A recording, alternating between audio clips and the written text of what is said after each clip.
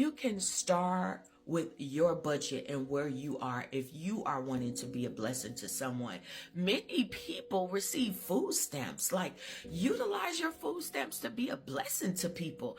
I remember, again, when I was a single mom with 4 children, and that was many, many, many years ago, and I used to get food stamps. And I remember when I went grocery shopping, filled my whole house up, and I heard the Holy Spirit say, now gather all of those things and put it in the trunk and give it away.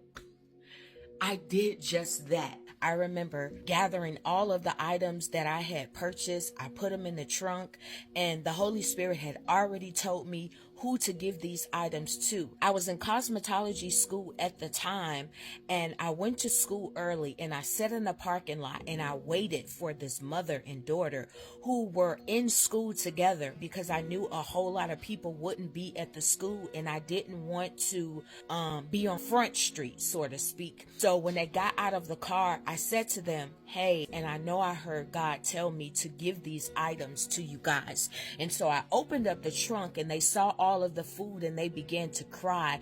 And they said, wow, we were just speaking to the Lord as to we don't have anything in our house but saltine crackers. Y'all, moments like that, I still am in awe of God, of how he uses me and how I hear him, and how me willing to give away the abundance and what I had at the time and food stamps to be a blessing to someone else. Mind you, God was already setting up my next, and this is why obedience is necessary, because God will bless you and you will see the reaping of what you have sown. There are ways for you to be a blessing, and you just have to open up your heart to be able to do so. Everyday life is a teaching moment.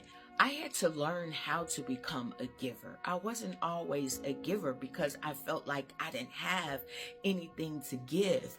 But during my time of not having abundance, that is when I actually learned how to give. You have to learn how to give from a place of not having anything.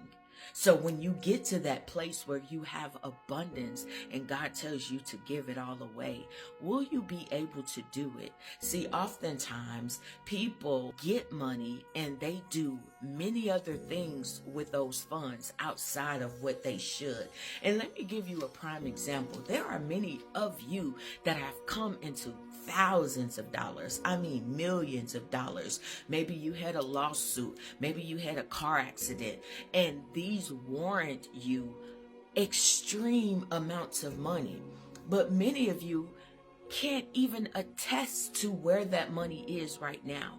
Many of you don't have nothing to show for the money that you have. Reason being is because so many people are not good stewards over their money. And many of you are praying for millions, but you wouldn't know what to do with millions if millions dropped in your lap. I say all of that to say this. You can give when you don't have anything tangible to give. Even when you give of your time, that is giving. In order to be in a place to sow and be able to reap, you have to give out something. You cannot make a withdrawal when there's never been a deposit. So I encourage you, learn how to be a giver and be led in your giving, because I also had to learn not to be a compulsive giver. So I hope you learned something today. Yep, I said it.